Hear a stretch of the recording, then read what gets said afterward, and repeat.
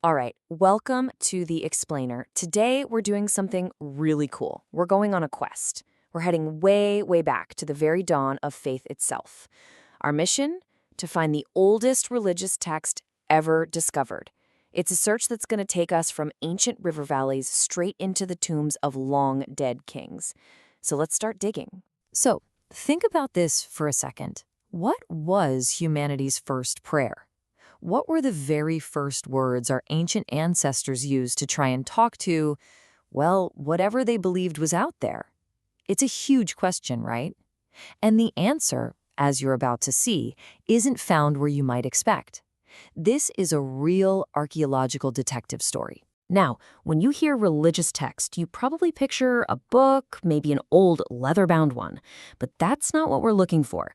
Our ancestors' first sacred words weren't printed on paper or even written on scrolls. Nope, the medium they used was way more elemental and a whole lot more permanent. That's right. The first prayers were literally carved into the world itself. They were pressed into wet clay tablets in Mesopotamia, and they were chiseled deep into the stone walls of Egyptian tombs. You see, these weren't just words. They were meant to be monuments, built to last for an eternity. Okay, so here are our three main contenders in this race for the title of oldest religious text. First up, we've got the Kesh Temple Hymn from ancient Sumer. Then there are the pyramid texts from Egypt, and finally, the Rigveda from India. Each one has a really strong claim to the title, and this timeline is going to be our roadmap as we investigate them one by one. Our first stop takes us to ancient Sumer, often called the cradle of civilization, in what is now modern-day Iraq. It's here, buried in the ruins of ancient cities, that archaeologists found one of our earliest clues. Not written in ink, but pressed into tablets of clay. Just look at the date on this thing, circa 2600 BCE.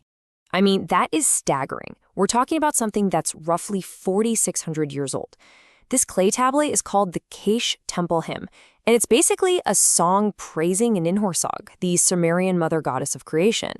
It's written in that cool wedge-shaped script called cuneiform, and many consider it the oldest surviving piece of any literature in the world. And its influence? It's just mind-blowing.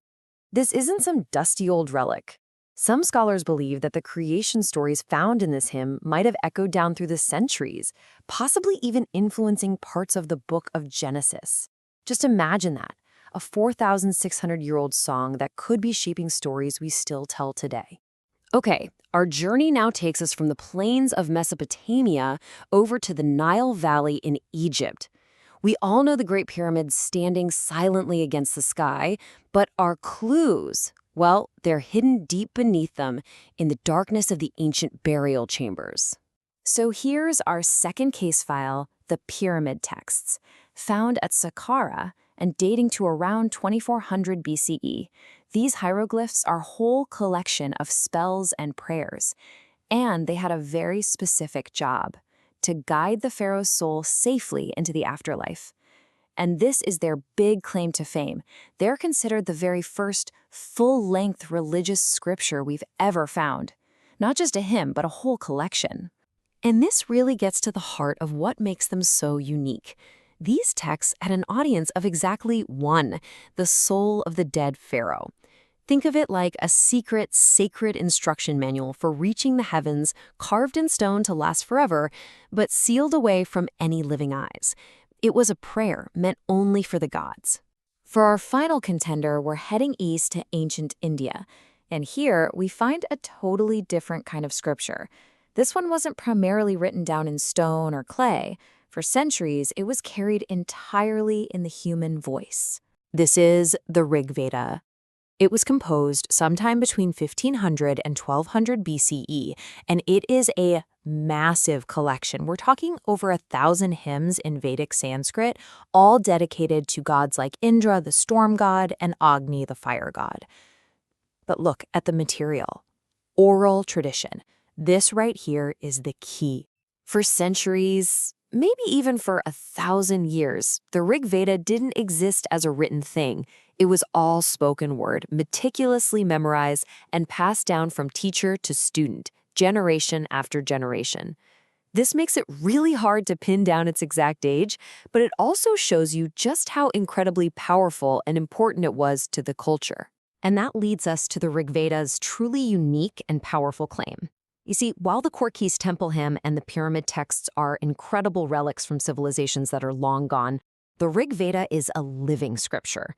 Verses that were first composed over 3,000 years ago are still chanted in ceremonies across India today. It's a direct, unbroken line to the ancient past. So, there we have it, our three contenders: a hymn on a clay tablet, spells carved in stone, and a living, breathing scripture passed down through generations. Now it's time to bring them all together and finally try to answer our big question.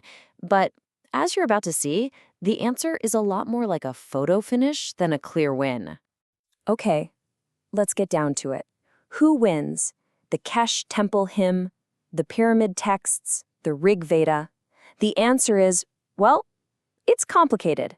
And it's fascinating because it really all depends on what you mean by oldest and what you even mean by text. Here's the heart of the debate when we just look at the written stuff. The Kesh Temple Hymn, clocking in at 2600 BCE, is the single oldest piece of religious writing we've ever found, no question.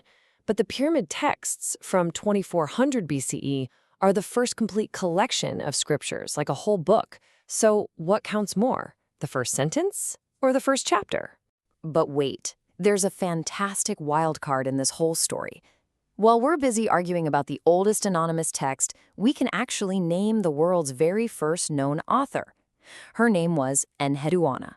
She was an Akkadian princess and a high priestess who lived around 2300 BCE. And she actually signed her name to these powerful hymns she wrote, giving us the first distinct, individual voice in all of human literature. How cool is that? So, at the end of the day, the debate is still going. And that's what's so exciting about history. It's not a finished story. A single broken piece of a tablet pulled out of the desert sand tomorrow could completely flip our understanding and rewrite this entire timeline. But maybe winning the race isn't really the most important part of this. What this whole quest shows us is something much deeper. Whether it was in Sumer or Egypt or India, it seems that as soon as human beings started building cities and developing writing, they started writing about the gods. This need to connect with something bigger than ourselves, it seems to be a fundamental part of who we are. Which leaves us with one final thought to chew on. These ancient texts, they're like time machines. They're puzzles that challenge us to see the world through ancient eyes. And they make you wonder, don't they? What did our ancestors see when they looked up at the night sky? What did they think when they saw the river flood its banks? What were the great mysteries they were trying to explain? And that is a question worth exploring.